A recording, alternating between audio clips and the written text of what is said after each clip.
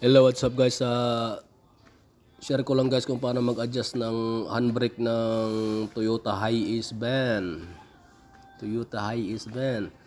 So dito lang guys, kapangin nyo lang guys dito sa bandang kaliwa. Nandito ang cable niya guys, sa may malapit sa tangke.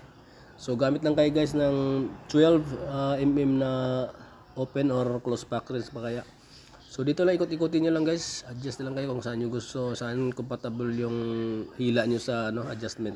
Kasi ito guys, sa kakatagalan kasi dito guys, yung cable niya magi-stretch kasi yan kasi mag metal fatigue yan. So talaga yan, adjust talaga ng clearance yan. So ahaba yan. So kailangan i-adjust yan guys. So ganito lang simple guys, dito lang kayo baba. So ikot-ikot lang kung saan komportable yung hila nyo sa kamay. So yun lang. At huwag naman masyadong dikit kasi baka naka-handbrake